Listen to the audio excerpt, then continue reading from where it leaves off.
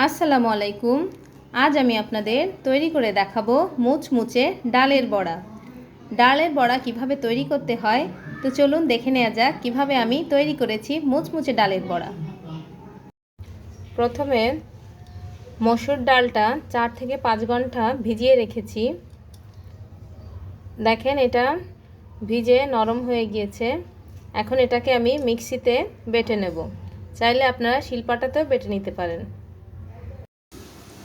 ডালটা এভাবে মিহি করে বেটে নেব। এবার একটা আলু কুচি করে কেটে ডালের ভিতর দিয়ে দিলাম। এবার দিলাম পেঁয়াজ কুচি, 1 কাপ পরিমাণ পেঁয়াজ কুচি দিব। তারপর দিব কাঁচা ঝাল কুচি, আধা চামচ পরিমাণ লবণ, আর দিলাম সামান্য হলুদের গুঁড়া।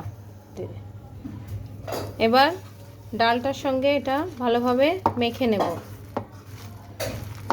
একটু চটকে মেখে নিতে হবে, নাহলে পেঁয়াজগুলো নরম হবে না।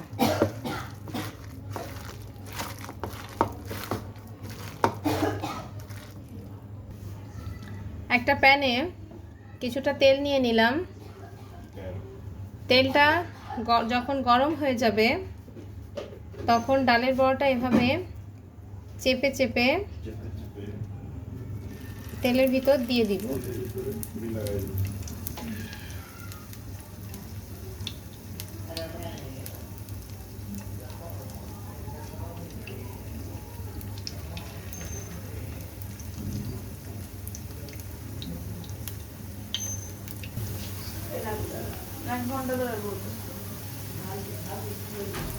এক পিঠ হয়ে গেলে অন্য পিঠটা উল্টে দেব।